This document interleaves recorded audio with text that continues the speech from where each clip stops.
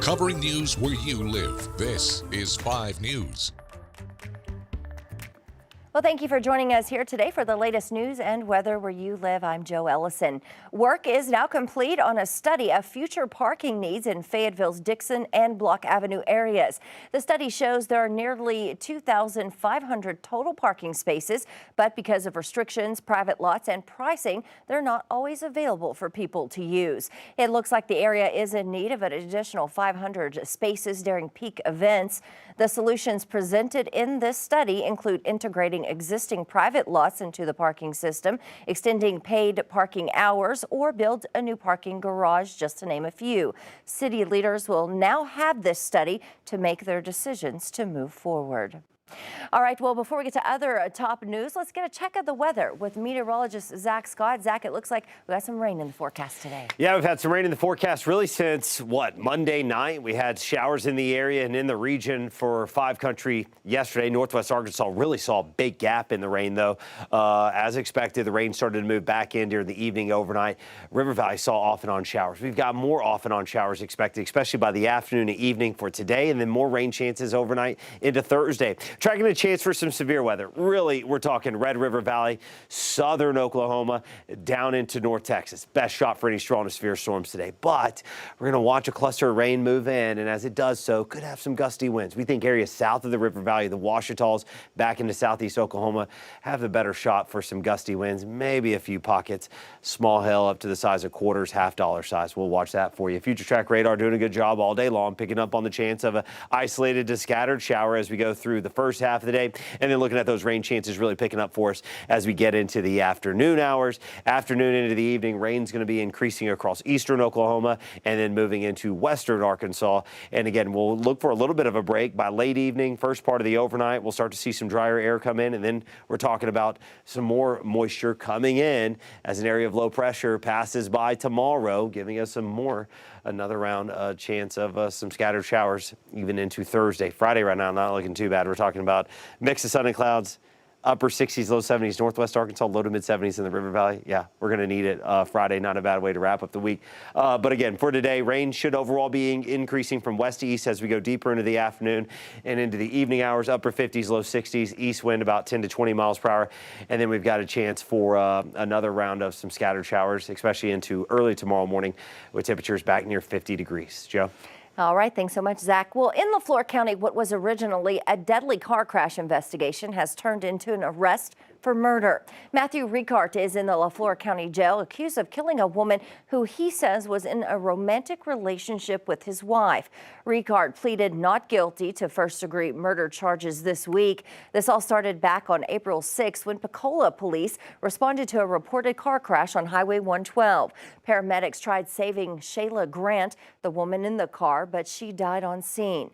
Now, these are some photos of Grant provided by her loved ones. An arrest affidavit states Grant's injuries were inconsistent with a car crash. According to the affidavit, a doctor from the Office of the Chief Medical Examiner stated that Grant died of multiple blunt force injuries and trauma to her head, which was not consistent with a low-speed motor vehicle accident. Now, investigators say they have reviewed dash camera footage from Grant's car along with airbag and cell phone data. They say all of that helped lead them to their murder suspect. And a big cold storage facility is coming to our area. A groundbreaking ceremony was held this week for Cypress Cold Storage in Springdale. The new facility will include more than 170,000 square feet of temperature-controlled space, creating a new warehouse for the food and beverage industry and bringing 50 jobs to the area. The new Springdale facility is expected to be finished by next spring. Meanwhile, the cost of Fort Smith's Peak Innovation Center has grown to nearly $4 million. Originally, raising the level of one parking lot and excavating a retention pond was expected to cost $1.1 million, with an additional $300,000 going to build another new parking lot. On Monday, the school district's construction project manager told the school board that additional drainage accounted for much of that price increase. The board voted to table the proposal until the May 22nd meeting. Well, it's just as sweet as it is bitter. A new hit Broadway production is at Theater Squared. From now through May 14th, they're presenting Chicken and Biscuits. It tells the story of a funeral tradition at a black church as rival sisters try to bury their father without killing each other first. You can buy tickets for Chicken and Biscuits on Theater Square's website, theater2.org. Well, some local drivers stuck without their vehicles after Fayetteville Sam's Club had the wrong fuel in the wrong tank. The company says drivers filling up from Friday night to Monday morning can make a claim if they've experienced any issues. 5 News reporter Jose Carranza spoke to one of the club members who now has 2 vehicles with extensive damage. The driver, who just bought a truck, is now left without any ride after filling it up on Sunday.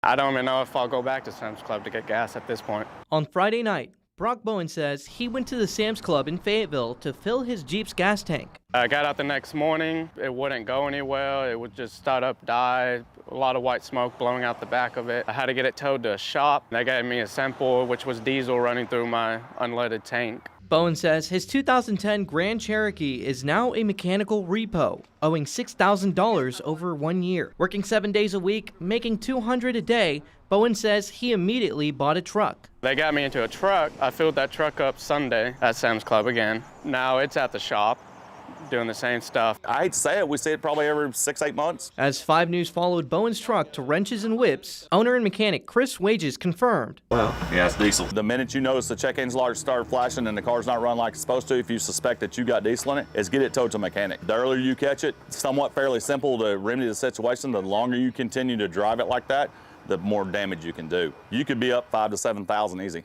Wow. A repair like this one, probably to drop the fuel system down and clean it out, you catch it early enough, probably 1,000. A difficult situation for many like Bowen. I've tried renting a vehicle up here so I could work at least, and every single place is rented out. My rent's due this week, and at this rate, I don't even know if I'll make that money this week. So it's been rough the last few days. It's really stressful. Bowen estimates he's lost $2,000 between the down payment of his truck and the days lost working. In Fayetteville, covering news where you live, Jose Carranza, 5 News. Well, we have reached out to Sam's for further clarification on the type of fuel put into that wrong tank at the station. Again, this was only reported at the Sam's Club in Fayetteville. 7, go Falcon, go Dragon. Falcon 9. And this is pretty neat. Researchers from the University of Arkansas are celebrating because their research project is now floating miles above the Earth.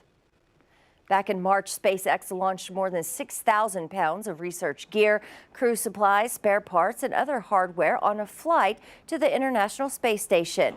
Now, on board was a small satellite developed by researchers from the U of A. The 4-inch cube, dubbed ArcSat-1, will take atmospheric measurements. It will also test new re-entry technology. The mission is expected to last up to 3 months. Well, thank you for joining us here today for some of your top stories on this Wednesday. I'm Jo Ellison. Make sure to catch up with us again tomorrow right here for more.